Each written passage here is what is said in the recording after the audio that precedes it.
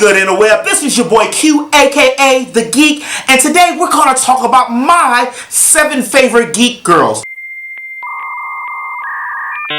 So I'm spanning in the archives from comics to anime, video games, cartoons, and even some live action stuff. So by no further ado, let's jump right in. 7. Orihime. Now, how is Orihime on this list? Well, besides the boobs and the red hair and the fact that she can pull off the schoolgirl outfit very well, Orihime is a klutz. Not only is she geeky because of her being a klutz, but she's pretty smart as well, actually boasting some of the highest grades in her class. Orihime's shy demeanor and her awkwardness when it comes to talking to her crush Ichigo is one of the things that propelled her on my list to be one of the greatest geeky girls. 6. Enter Felicity Smoak. Now, I know the first thing you're gonna say is Q. Quentin, geek, dude.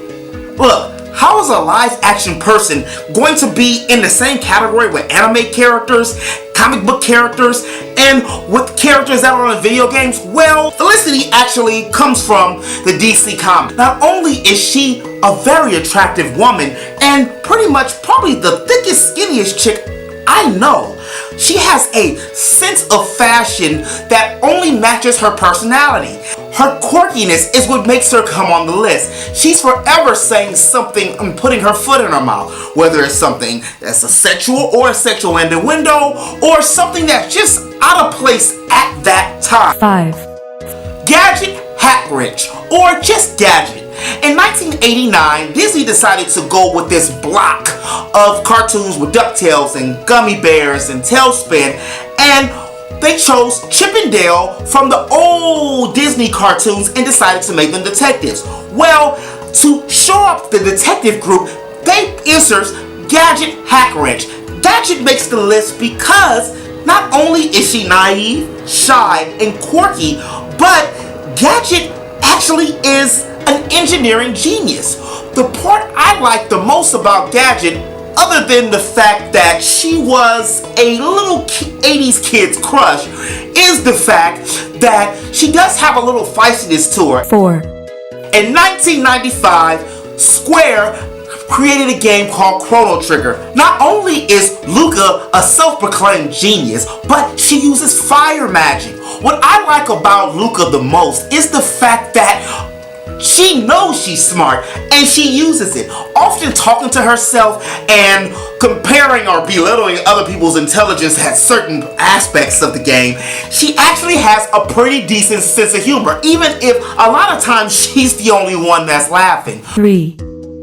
Velma, for being 10 years older than Goku, is actually pretty damn hot for an anime character, and it looks like she never ages. Velma actually surpassed her father by creating the Dragon Radar, which is basically a GPS for Dragon Balls, and that ushered in the entire Dragon Ball, Dragon Ball Z, Dragon Ball GT, if you want to count that. Velma has a different essence to her when it comes to her geekdom. She's actually more sarcastic and cocky. 2.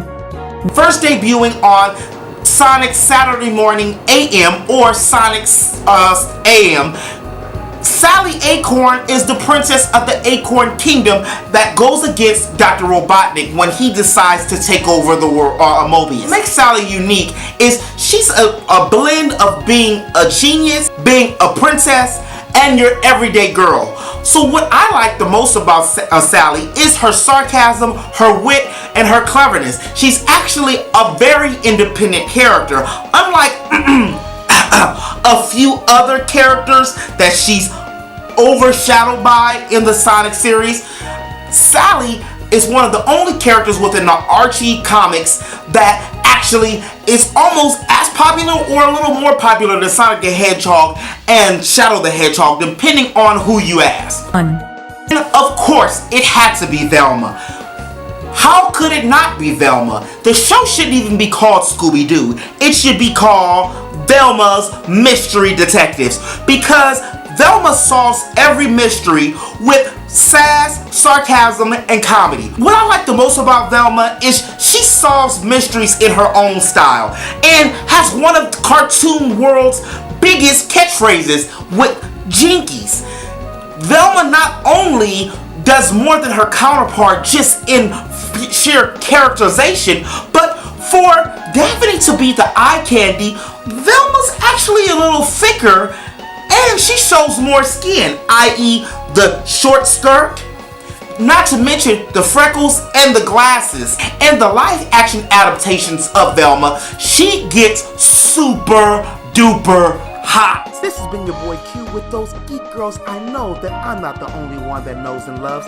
If you did like this video, please make sure you hit that like button. And if you're new to my channel, make sure you hit that subscribe button to stay up to date on all things geek.